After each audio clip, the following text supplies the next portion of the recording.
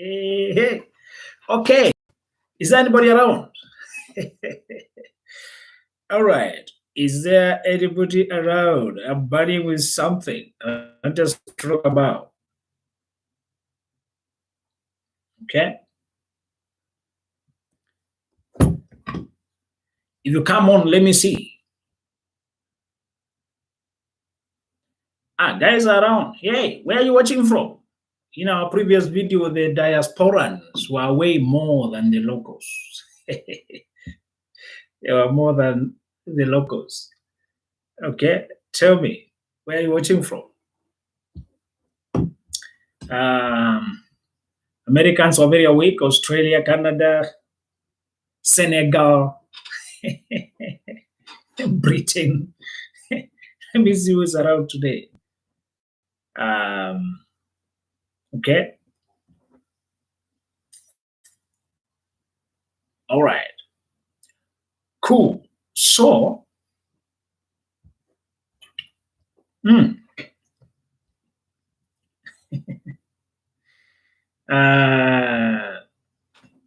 wanted to tell us something that has really touched my heart. We woke up to bad news, sad news that another man has been killed by his wife in a very brutal manner.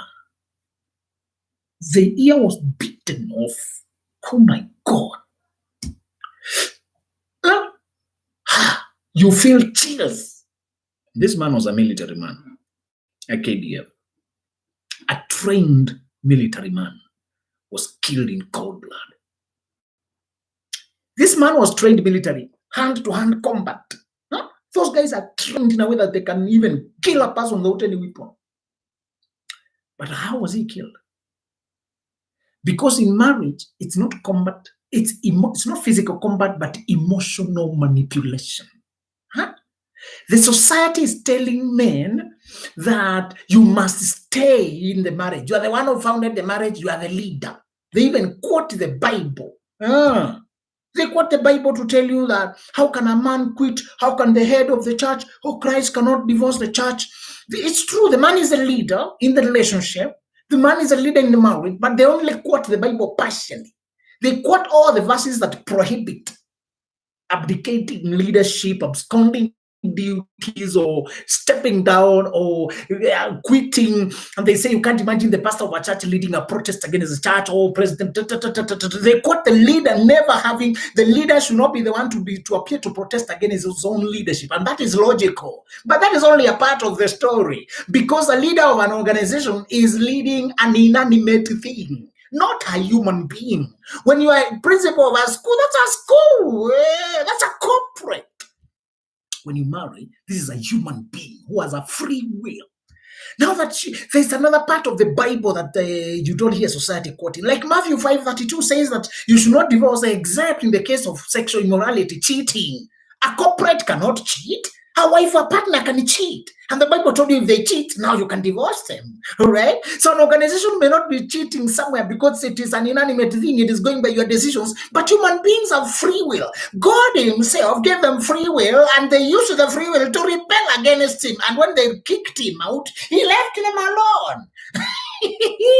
Your God leaves people alone. Learn to leave people alone if they reject you, they threaten your safety, if they try to hurt you, if they don't submit to your leadership. God does not impose leadership on human beings. He doesn't force it. He lets them choose where they want to go. Why don't you do the same? If a person has changed against you, respect their choice. All right? Sexual immorality is one ground the Bible gives, Matthew 5:32. Paul later says also that if you get saved and your partner decides to quit, let them quit. But if they decide to live with you, let them live with you. Differences of faith are another ground for divorce.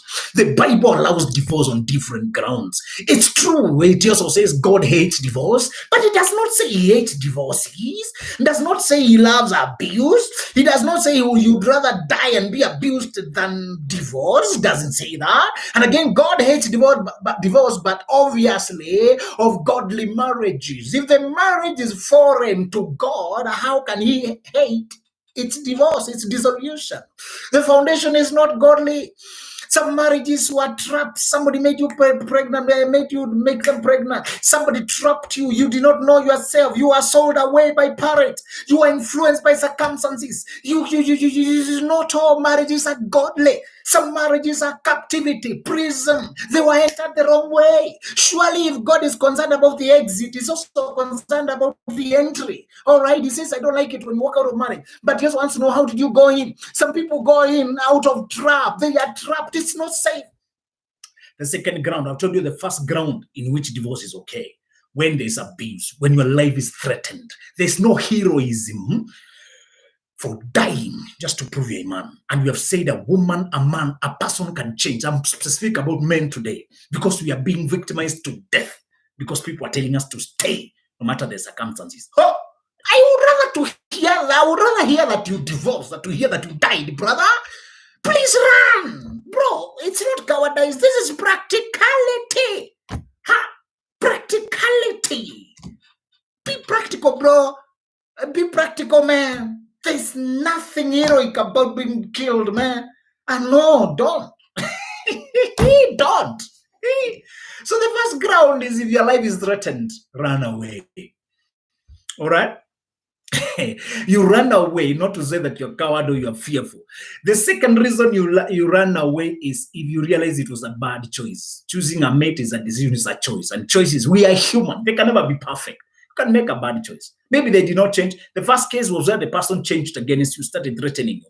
The second ground is where it was a bad choice. You were in school, you were pre-25, you did not know what you are drunk, you were just mistaken, you were in a needy place in your life, and your emotions got you attached to the wrong person. You realize you can't resonate. They are not abusive, but you don't rhyme in life. You can't converse, you can't build a thing together, you have no connection.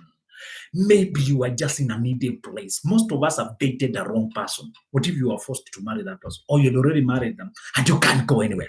Do you now sacrifice your happiness, your fulfillment, your dreams? Do you sink into depression and need because you want to keep married? Stay married? Be practical. Once you realize it's a bad choice, are we advocating flimsy quitting marriages? No. Of course, we are committed. We are committed to marriage. But again, we are saying we are human. You can make a bad choice. Once you realize it's a bad choice, give yourself permission to correct it. Don't stay there until you die. Don't. Give yourself a chance to correct.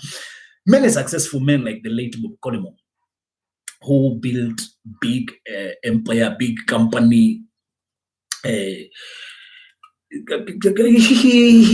married 3 times.